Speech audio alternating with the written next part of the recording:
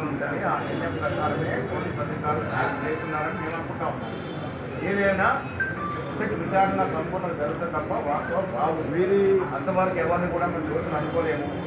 వాస్తవాలు బయటికి రావాలి, విచారణ పరిపూర్ణంగా జరగాలి.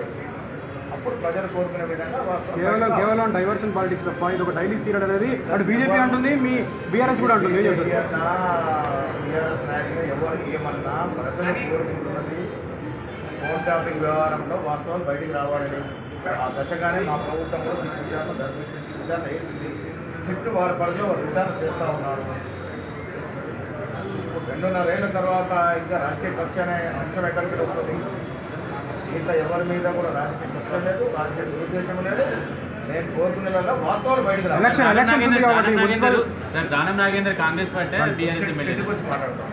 మున్సిపల్ ఎన్నికల్లో ఉన్న నేపథ్యంలో మీరు డైవర్షన్ పాలిటిక్స్ చేస్తున్నది ఎన్నికల్లో మేము 75% 75 నుంచి 90% మధ్య గెలుస్తూ ఉన్నాము. అంటే దీన్ని డైవర్షన్ కూడా చేయాల్సిన అవసరం లేదు.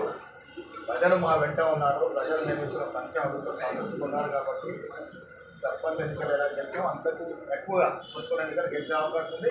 మున్సిపల్ ఎన్నికల కోసం ఎవరినో డైవర్ట్ చేసి ఏదో డైవర్షన్ పోటీ చేయాల్సిన అవసరం అసలే లేదు. క్లారిటీతో మెజారిటీతో ఉన్నాము. మున్సిపల్ ఎన్నికల్లో క్లారిటీ గెలుస్తాం. అన్నీ కూడా సంబంధిత ఇన్ఛార్జ్ మంత్రులు ఉన్నారు, అంతా సీనియర్ మోస్ట్ మంత్రులు ఇన్ఛార్జ్గా ఉన్నారు. వారు సరైన తరంలో సరైన నిర్ణయం తీసుకుంటారు. టికెట్ల పంపిణీ, ఈ ఫార్మల్ పంపిణీ కూడా ఇన్ఛార్జ్ మంత్రి గారు అక్కడ ఉన్నటువంటి డీసీసీ అధ్యక్షులు, సిసిసి అధ్యక్షులు, కాంటెస్టెడ్ ఎమ్మెల్యేస్ క్యాండిడేట్స్తో సంప్రదించి సరైన నిర్ణయం తీసుకుంటారు. దాన నాగేంద్ర విషయం ఏంది? దాన నాగేంద్ర అసలు బీఆర్ఎస్ సంబంధించిన నేను ఎక్కడ సస్పెండ్ చేయలేదని చెప్పి మీరు చెప్పండి. మీ పీసీ గారు ఉన్నారు కదా, సిపిఐ వాళ్ళతో పొత్తుంటుందా?